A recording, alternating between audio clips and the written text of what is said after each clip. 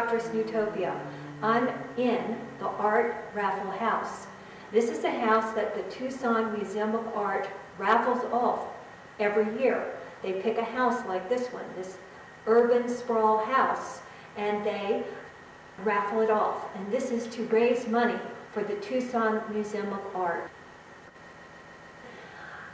I want to tell you that this is really not the American dream. This is an American nightmare. You look at it, it just creates sprawl. As soon as we have peak oil and the oil prices continue to rise, this is going to be a disaster. It's not a model of sustainable development. It is a model that is just destroying the Sonora Desert. This is the only desert of its kind in North America. And we can create a model that does work for millions of people who want to move into this area.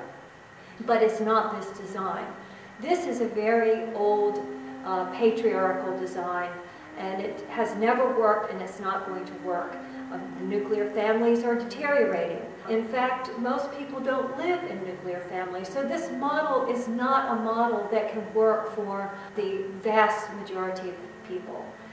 All the resources used to build this kind of model, we would need 6 planets to have enough resources for everyone in the world to live like this. It isn't a model for 6 billion people on this planet. If all the world decides that this is a model that they want, if China, if India decides that this is what they want, single-family houses, we're not going to have a planet left. So we've got to create a new model. And so we're going to take a walk around the art house, and I will get inspired and tell you more about what I know, why this architecture doesn't work. The American economy is based on several industries that are actually destroying us. It's based on the beef industry, it's based on this housing industry.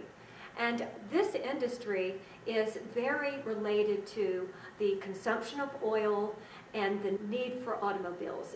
This is a model that's car dependent.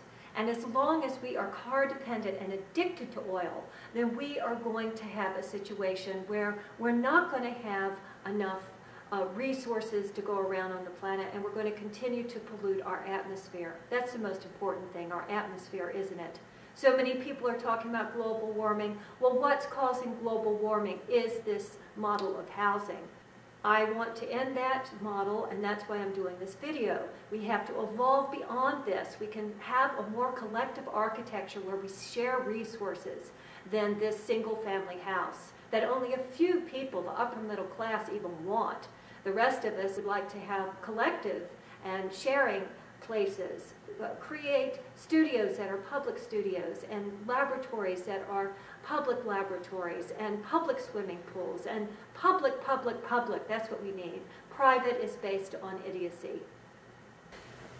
This model of development creates social isolation. What I mean by that is that this does not create community. It's not community space, it's private space. And within the family, it doesn't create a sense of bonding and for family ties to happen. This is because people now are connected to the internet, to TV, to radio, to CDs, to DVDs. They're not communicating with each other. There's not that sense of community spirit within the household. So this is not the model for intelligent people. It's a model for people who are just escapists, because it's really escaping all of the environmental damage that it is doing to the world by living in a car-dependent society. And I want to say about the global hermitage. Paulo Soleri, this architect in Arizona, has come up with the whole concept of the global hermitage. He says that this model creates the hermitage because we just cocoon. That's what they call it, cocooning. We just become isolated in our single-family house, attached to a virtual reality, but really are not connected with what is going on. People in these houses, they don't know where their food is coming from or where their sewage is going. They don't know the workings of the city. This master closet really represents the consumerist society that we live in, and how ridiculous it is that anyone would have this many things. So I think that we really have to move beyond the consumerist society that is just causing us to pollute the world with these things we don't need.